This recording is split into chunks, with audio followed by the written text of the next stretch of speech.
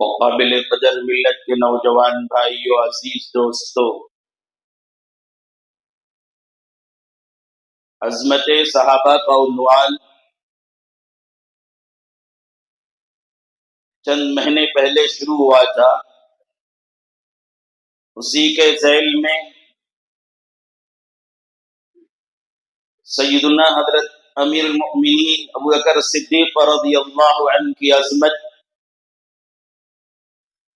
اور سیدنا حضرت امیر المؤمنین حضرت عمر فاروق رضی اللہ عنہ کی عظمت بیان کی گئی، اور گزشتہ جمعہ امیر المؤمنین سیدنا حضرت عثمان غنی رضی اللہ عنہ سے متعلق کچھ معروضات پیش کیے گئے تھے۔ آپ کی سخاوت سے متعلق کچھ باتیں آئی تھی۔ مختصر یہ کہ سیدنا حضرت عثمان غنی رضی اللہ عنہ کو اللہ رب العالمین بہت مال و دولت سے نوازا تھا۔ آپ عرب کے بڑے تاجروں میں آپ کا شمار ہوتا تھا۔ اللہ نے جتنا مال حضرت عثمان غنی رضی اللہ عنہ کو عطا کیا تھا، حضرت عثمان رضی اللہ عنہ بھی اتنا زیادہ اللہ کے راستے میں خرچ کرتے، مسکینوں، ضرورت مندوں، حاجت مندوں پر اپنا مال خوب لٹاتے تھے۔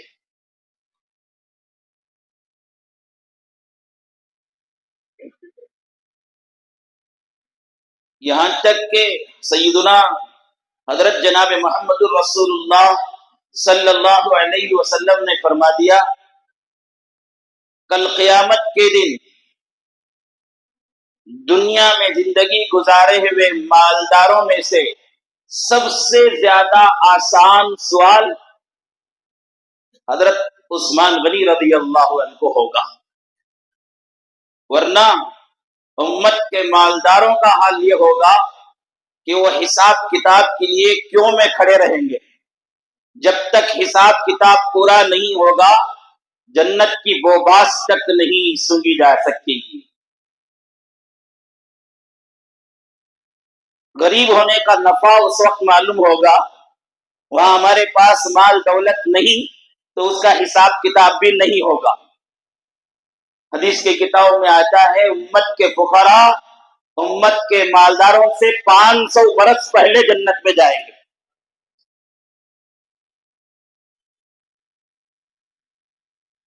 حضرت عثمان رضی اللہ عنہ کی بات سمجھ میں آ گئی تھی، اور حضرت عثمان رضی اللہ عنہ کے سامنے بات تھی کہ دنیا میں بھی بہرحال رہنا ہے، 60 سال، 70 سال، 80 سال، آپ کی عمر تقریباً 88 سال تھی وفات کے وقت میں۔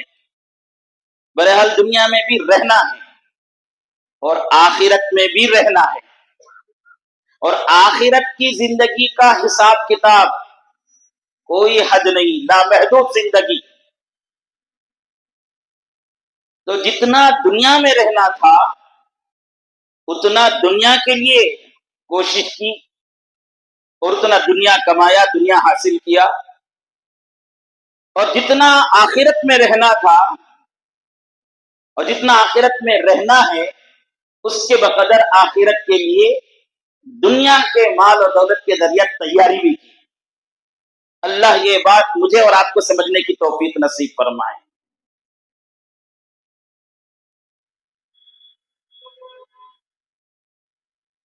اللہ کے راستے میں خوب خرچ کیا کرتے تھے، ضرورت مندوں، حاجت مندوں پر خوب دیا کرتے تھے۔ تاریخ کتابوں میں لکھا ہے، عرب کی عورتیں جب ان کے پاس ان کے بچے روتے، ضد کرتے کسی چیز کو دلانے کے لیے، اور ان کے پاس دلانے کی حیثیت نہیں ہوتی، تو بچوں کو یہ بول کر تسلی دیتے تھے، بیٹا چند دنوں کے بعد عثمان آئیں گے اور اپنا مال لٹائیں گے تو اس پیسے سے میں تمہیں وہ کھلونا خرید کر دے دوں گی۔ اور جب بھی مذہب اسلام کا تقاضا حضرت عثمان غنی رضی اللہ عنہ کے پاس رکھا گیا. سب سے پہلے آپ رہتے تھے. مسجد نبوی تنگ ہو گئی، مصلی زیادہ ہو گئے، توسیع کا اعلان کیا. تو حضرت عثمان غنی کھڑے ہوئے، رسول اللہ سے عرض کیا، رسول اللہ میں تنے تنہا مسجد کے توسیع کے لیے جتنی زمین چاہیے خرید کر دے دوں گا، اور خرید کر دے دیا. مدینے میں پانی کا مسئلہ تھا، جن کے پاس پانی تھا وہ پانی بیچتے تھے، فروخت کرتے تھے.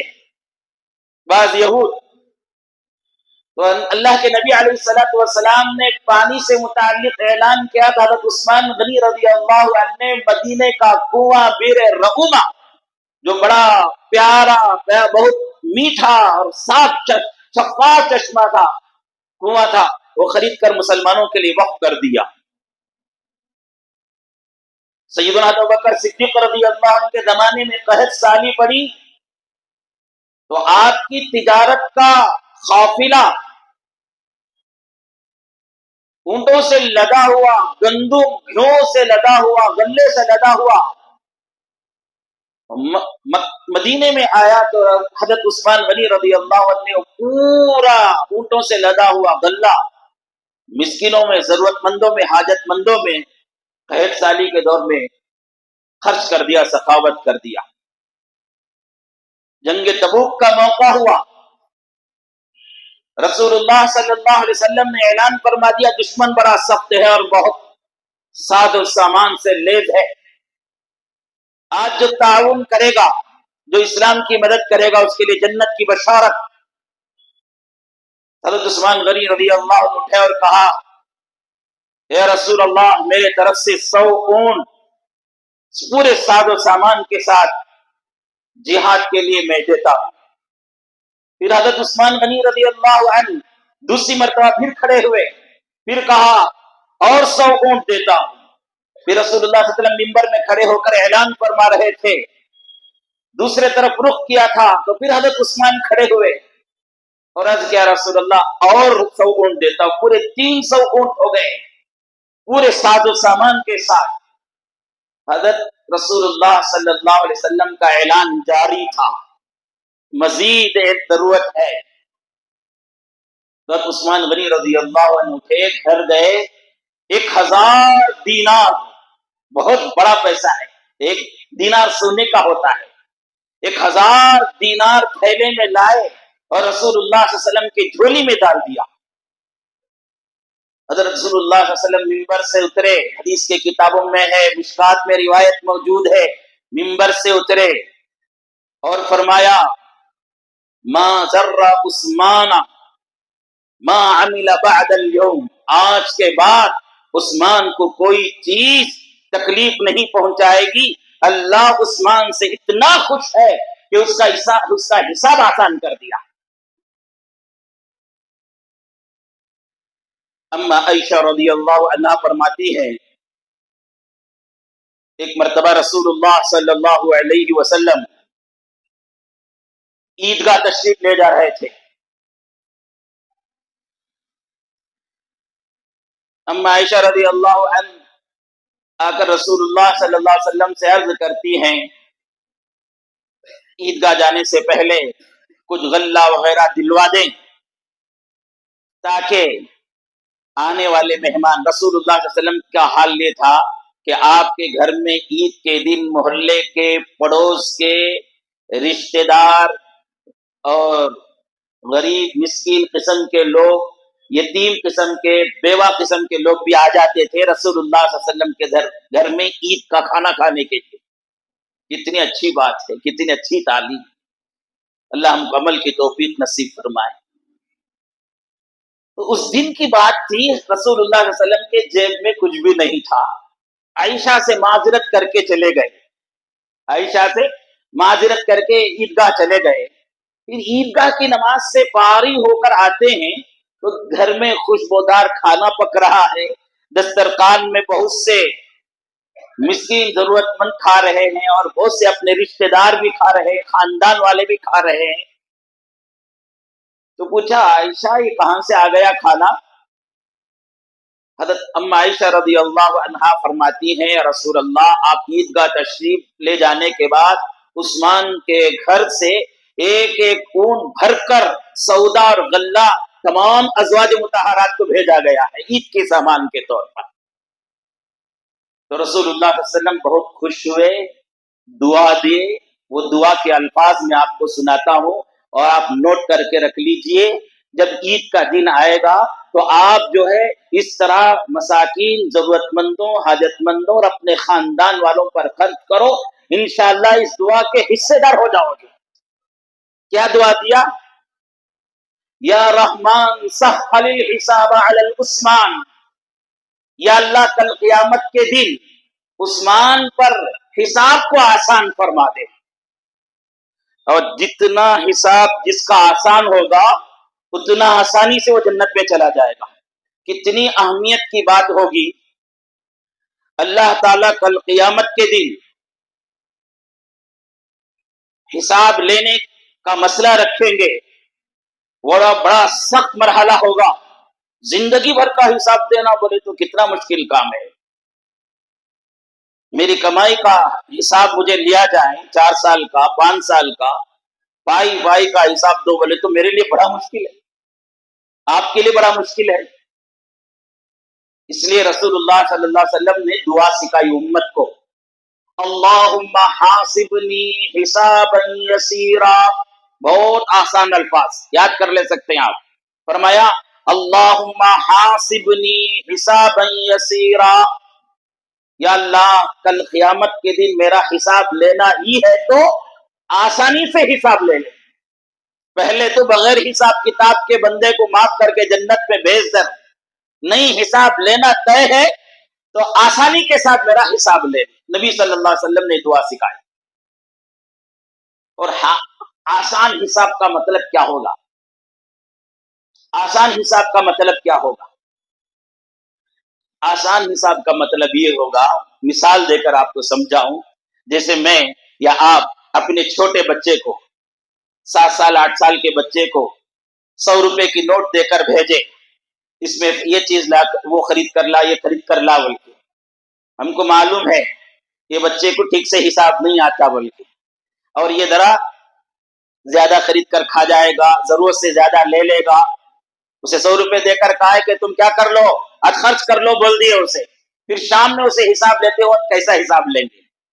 سرسری حساب لیتا ہے باپ, چشم پوشی کرتا ہے اس کے اوپر, نظر انداز کرتا ہے, زیادہ ڈیپ میں جاتا نہیں, سرسری پوچھ لیتا ہے. وہ بھی کئی کو بچے کو ذرا حساب کتاب کی عادت کھول دے بولے.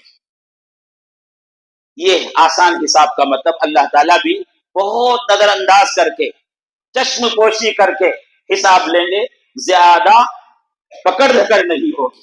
اور جس کی پکڑ دھکڑ ہوگی یا جس کے لیے حساب مکمل طریقے سے لینے کا ارادہ کر لیا, اس کا بیڑا غرق ہو جائے گا. اللہ حفاظت فرمائے.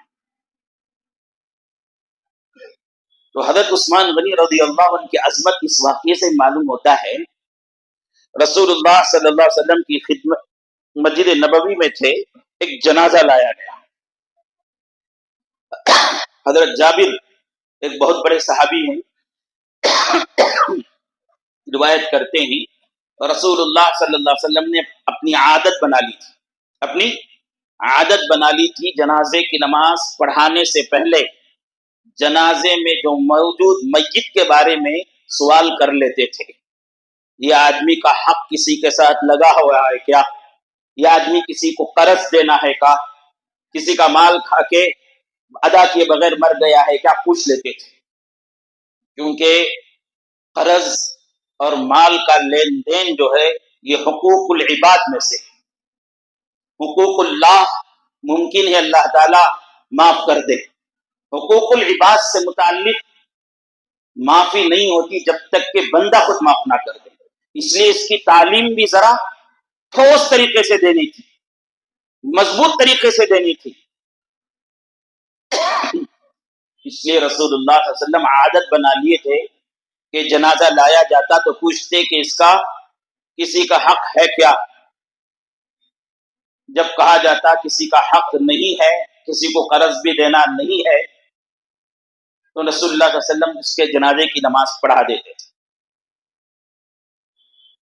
اگر بولا جاتا، بتایا جاتا کہ اس کے یہ جنازہ جو ہے قرض دار ہے یا فلاں کا حق کھایا ہوا ہے، تو رسول اللہ صلی اللہ علیہ وسلم عبرت کے لیے، نصیحت کے لیے، تنبیہ کے لیے لوگوں سے فرماتے کہ میں اس کی جنازے کی نماز نہیں پڑھاؤں گا، تم ہی پڑھا لو۔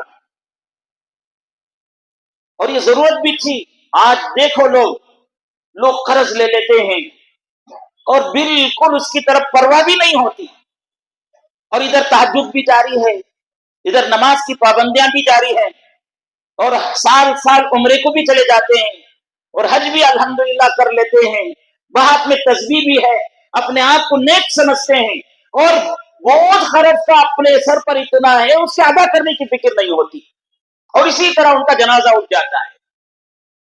اور جو آدمی قرض دیا ہے نا، اسے جا کر پوچھو اسے کتنی تکلیف ہے بول کر، اندر اندر گھٹتا رہتا ہے، پریشان رہتا ہے، افسوس کرتے رہتا ہے اس ظالم کو میں نے کیوں قرض دیا۔ اسی وجہ سے سخت، بہت سخت وعید ہے قرض لے کر دیے بغیر مر جانے والے کے سلسلے میں۔ ایک مرتبہ ایک نوجوان صحابی رسول اللہ صلی اللہ علیہ وسلم کی خدمت میں آئے اور عرض کیا، یا رسول اللہ صلی اللہ علیہ وسلم، کیا فرماتے ہیں آپ کہ اگر میں اللہ کے راستے میں نکلوں اور جہاد کروں اور لڑتے رہوں یہاں تک کہ میرا خون زمین پر ٹپک جائے اور میں اسی طرح مر جاؤں تو میرا مقام کیا ہوگا؟ اللہ رب العالمین کے پاس مجاہد کا بہت بڑا درجہ ہے، شہید کا بہت بڑا درجہ ہے۔ اس لیے رسول اللہ صلی اللہ علیہ وسلم نے فرمایا، جا تیرے سارے گناہ معاف ہو جائیں گے، کبیرہ گناہ بھی معاف ہو جاتے ہیں جہاد میں شہید ہونے سے۔ تو رسول اللہ صلی اللہ علیہ وسلم نے فرمایا تیرے سارے گناہ معاف ہو جائیں گے۔ تو خوشی خوشی جانے لگے وہ نوجوان۔ پھر اس کے بعد آواز دے کر پکارا، اے اللہ کے بندے آؤ۔ وہ بندہ قریب آیا تو آپ نے فرمایا، آپ کے سوال پر میں نے جواب دیا تھا، اللہ تعالیٰ حضرت جبرائیل کو بھیج کر آپ کا جواب دے رہے ہیں کہ ہر گناہ معاف ہو جائے گا، لیکن قرض لے کر دیے بغیر مر گیا ہے تو وہ معاف نہیں ہوگا۔ کتنی نازک بات ہے، اور ہم اس کے سلسلے میں توجہ نہیں کرتے۔ اس لیے قرض جو ہے سخت ضرورت پر لینا چاہیے، شوق پورا کرنے کے لیے، خواہش پورا کرنے کے لیے، جھوٹی بڑائی ظاہر کرنے کے لیے ہرگز نہیں لینا چاہیے۔ سخت ضرورت پڑی تو لے سکتے ہیں۔ تو رسول اللہ صلی اللہ علیہ وسلم چونکہ اللہ کے نزدیک یہ بہت ناپسند بات تھی کہ ایک آدمی قرض لیے اور ادا کرے بغیر مر جائے، اللہ اس سے بہت ناراض تھے، اس لیے آپ نے نظام بنا لیا تھا، ترتیب بنا لی تھی کہ جنازے کی نماز پڑھانے سے پہلے پوچھ لیا کرتے تھے کہ یہ قرض کسی کو دینا ہے کہ نہیں دینا ہے۔ تو آپ صلی اللہ علیہ وسلم کے لیے خدمت میں ایک جنازہ لایا گیا۔ آپ صلی اللہ علیہ وسلم گئے، جنازہ میں کفن ہٹا کر دیکھا، اور اس کے بعد واپس آ گئے اور ساتھیوں سے کہا کہ ان کی جنازے کی نماز تم ہی پڑھا لو، ہم نہیں پڑھائیں گے۔ صحابہ کو تعجب ہو گیا، کیوں ایسا؟ ایسا کیوں؟ کیا یہ آدمی قرض دار ہے کیا؟ ان میں سے ایک آدمی نے کہا، اے رسول اللہ، اگر یہ قرض دار ہے تو بتا دو، میں ان کے طرف سے قرض ادا کر دوں گا۔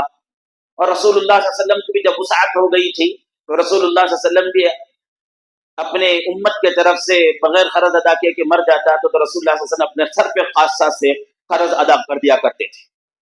تو اس لیے ایک صحابی اٹھے اور عرض کیا، رسول اللہ ان کی طرف سے قرض ہے، اگر ہے آپ کو معلوم ہے، آپ کے علم ہے تو بتا دو، میں ادا کر دوں گا، آپ جنازے کی نماز پڑھا دیجیے۔ تو رسول اللہ صلی اللہ علیہ وسلم نے فرمایا، نہیں، اس کے قرض کے بارے میں نہیں، البتہ یہ آدمی حضرت عثمان سے بغض رکھتا تھا، اور جو حضرت عثمان سے بغض رکھتا ہے اللہ اس سے بغض رکھتے ہیں۔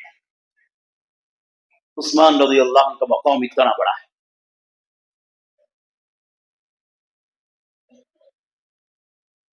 اور اتنا سب ہونے کے باوجود حضرت عثمان غنی رضی اللہ عنہ کے بارے میں آتا ہے اور بہت زیادہ رویا کرتے تھے، اللہ تعالیٰ کا ڈر سے कब कपा जाते थे। जब कभी कब्रिस्तान को जाते किसी मैयत को दफन करने के लिए या कब्रिस्तान के पास से गुजर होता तो इतना रोते, रिवायतों में आता है कि आपकी दाढ़ी मुबारक तर हो जाती थी, आंसुओं से गीली हो जाती थी। लोगों में से किसी ने पूछा, उस्मान जन्नत का तज़किरा आपके पास आता है तो आप उतना रोते नहीं, दोज़ख का तज़किरा आपके सामने आता है तो उतना रोते नहीं, कब्र के सिलसिले में आप इतना रोते हो, कब्र का तज़किरा जब आ जाता है या कब्र के सामने आप चले जाते हैं तो इतना रोते हैं, क्या बात है? हज़रत उस्मान गनी रज़ी अल्लाह अन्हु ने फरमाया, लोगों, मैंने मेरे नबी मोहम्मद रसूलुल्लाह सल्लल्लाहु अलैहि वसल्लम से सुना है, कब्र आखिरत की मंजिलों में से पहली मंजिल है, जिसे यहाँ सहूलत और आसानी और यहाँ कामयाबी मिल गई, बात की सारी मंजिलें उसके लिए कामयाबी है और सारी मंजिलें आसान है। और जिसका मसला यहाँ अटक गया, कब्र में अल्लाह हिफाजत फरमाए, जिसका मसला कब्र में अटक गया, उसकी बात की मंजिलें उसके लिए दुश्वार ही दुश्वार है, मुश्किल ही मुश्किल है। और रिवायतों में आता है रसूलुल्लाह सल्लल्लाहु अलैहि वसल्लम ने फरमाया, मैंने कब्र से ज्यादा डरावनी, कब्र से ज्यादा घबराहट वाला मंजर कहीं नहीं देखा। तो हमारा हाल कैसा होता है कब्रिस्तान को जाते हैं?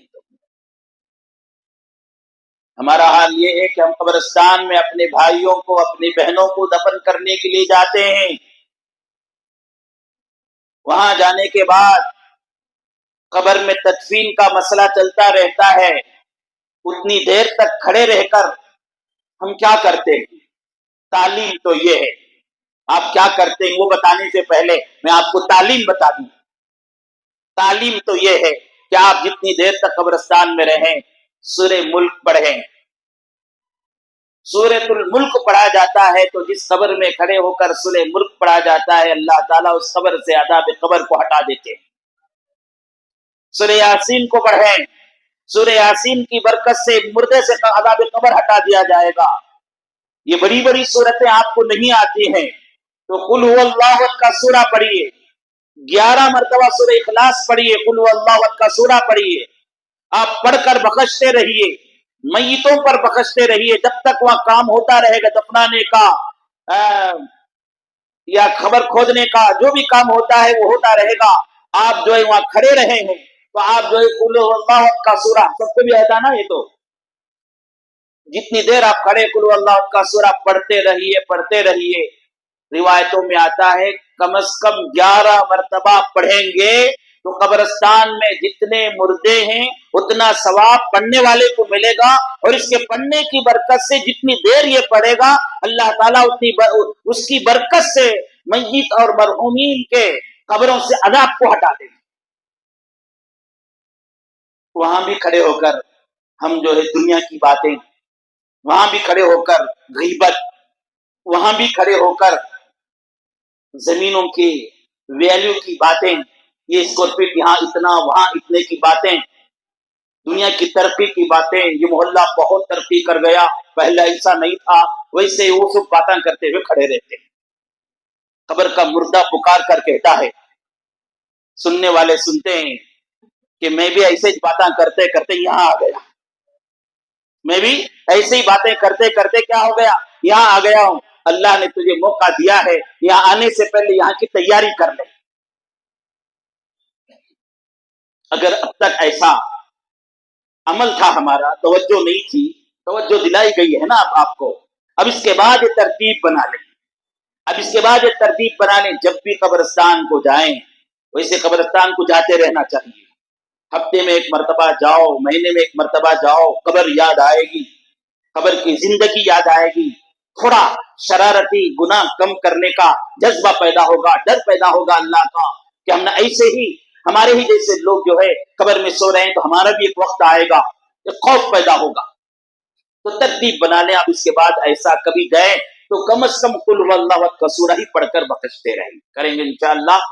सैयदना हज़रत उस्मान गनी रज़ी अल्लाहु अन्हु एक तरफ बहुत मालदार भी थे, ایک طرف بہت مالدار بھی تھے، جتنے مالدار تھے اتنا سخاوت بھی کرتے تھے، اور ایک طرف اللہ سے بہت ڈرنے والے بھی تھے، اور آپ بہت زیادہ حیا والے بھی تھے، بہت زیادہ شرمیلے بھی تھے۔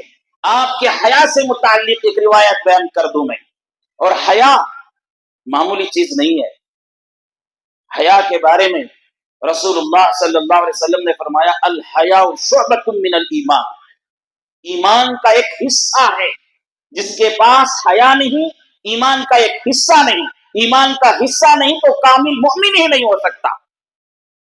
حیا کے معنی کیا؟ حیا کے معنی دل میں بات پیدا ہو، غیرت ہو، شرمندگی ہو کہ میں ایسا کرا تو اس کا ایسا نقصان ہوگا، میں اللہ کو کیا جواب دوں گا۔ شرم محسوس کرے اللہ تعالیٰ سے، لوگوں سے شرم محسوس کرے، پیچھے بھی ان کے خلاف نہ کریں، سامنے بھی ان کے خلاف کام نہ کریں۔ حیا ایک بہت اچھے صفات میں سے ہے۔ اگر حیا پیدا ہو جائے کسی کو تو وہ کسی کا مال نہیں کھائے گا۔ اگر حیا اس کی آنکھ میں پیدا ہو جائے تو بد نگاہی نہیں کرے گا۔ حیا اگر اسے پیدا ہو جائے، اس کے کان میں حیا پیدا ہو جائے، بری باتیں نہیں سنے گا، گانے نہیں سنے گا۔ حیا اگر زبان میں پیدا ہو جائے تو بد زبان نہیں ہوگا۔ اگر حیا انسان کے اندر پیدا ہو جائے تو با اخلاق ہو جائے گا۔ تو سیدنا حضرت عثمان غنی رضی اللہ عنہ کے حیا سے متعلق اما عائشہ رضی اللہ عنہا روایت کرتی ہیں کہ ایک مرتبہ رسول اللہ صلی اللہ علیہ وسلم اپنے حجرہ مبارک میں تھے، اپنے حجرہ مبارک میں تھے، اور ذرا بے تکلفی سے سو رہے تھے۔ گھر میں آدمی سوتا ہے تو بے تکلفی سوتا ہے، تھوڑا پنڈلیوں سے کپڑا ہٹ گئے تھے، پنڈلیاں بولے تو گڑگے کے نیچے کا حصہ ذرا کھلا ہوا تھا، اور وہ چھپانا کیا بھی فرض بھی نہیں ہے۔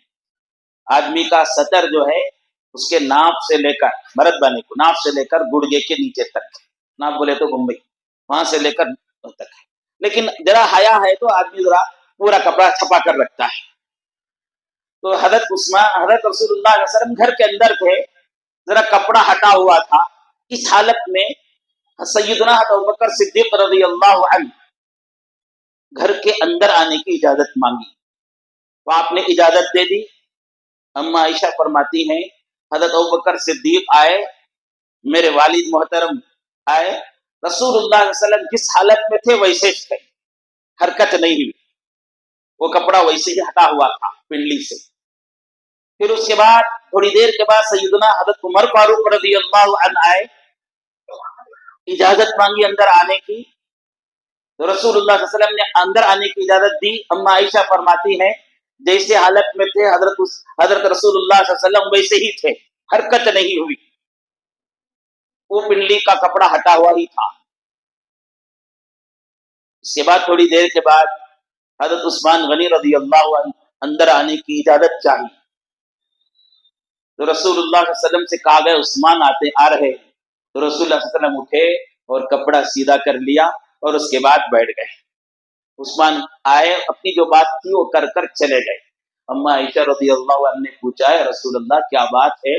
ابا جان ابوبکر صدیق آئے، آپ جیسے تھے ویسے ہی بیٹھے تھے، عمر فاروق آئے جیسے تھے ویسے ہی تھے، عثمان آئے تو آپ جو ہے اٹھ کر بھی بیٹھ گئے اور کپڑا بھی سیدھا کر کے اپنے بدن کو ڈھانک لیا، کیا بات ہے؟ تو رسول اللہ صلی اللہ علیہ وسلم نے فرمایا عائشہ عثمان ایسا حیادار ہے اس سے فرشتے شرماتے ہیں، میں کیوں نہ شرماؤں؟ عثمان ایسا حیادار ہے، اس کے پاس آنے سے پہلے آتے ہیں تو فرشتے شرماتے ہیں، تو میں کیوں نہ شرماؤں؟ پھر آپ نے فرمایا عثمان ایک حیادار آدمی ہے، بہت زیادہ اس کے اندر حیا ہے کہ اگر مجھے اس حالت پر دیکھتے تو واپس چلے جاتے، وہ اس حالت پر دیکھتے تو واپس چلے جاتے، ان کی حیا کی وجہ سے وہ اپنی حاجت بھی سامنے نہیں رکھتے، اس لیے میں نے ان کے رعایت میں، ان کے حیا کی رعایت میں اٹھ کر بیٹھ گیا۔ بہرحال عظمت صحابہ کا عنوان چل رہا ہے، ایک صحابی کا آپ کے سامنے حال بیان کیا۔ آپ کے حضرت عثمان غنی رضی اللہ عنہ کے فضیلتوں میں سے ایک فضیلت بیان کر کے بات کو ختم کروں۔ रसूलुल्लाह सल्लल्लाहु अलैहि वसल्लम ने फरमाया लिकुल्ली नबिय्यिन रफीकुन फिल जन्नह व रफीकी फिल जन्नह उस्मान। ये रिवायत भी मिशकात में मौजूद है। इस सनद के सिलसिले में तिरमिजी रहमहुल्लाह ने इसे गरीब सनद फरमाया है, लेकिन है रिवायत। फरमाया कि हर नबी के लिए जन्नत में एक साथी होगा और मेरा साथी जन्नत में उस्मान होंगे। अशरा मुबशरा में से तीसरे नंबर पर आपका नाम है कि आपने कहा उमर फिल जन्ना, अबू बकर फिल जन्ना, उस्मान फिल जन्ना, अब्दुर्रहमान फिल जन्ना। 10 सहाबा का नाम ले लेकर कहा था ये जन्नत में होंगे, उसमें से तीसरा नंबर हजरत उस्मान गनी रज़ियल्लाहु अन्हु का। और भी आपके शहादत का बड़ा मजलूमाना वाकया है, इंशाअल्लाह कभी बयान करूं। अब अपनी बात को यहीं पर खत्म करता हूं।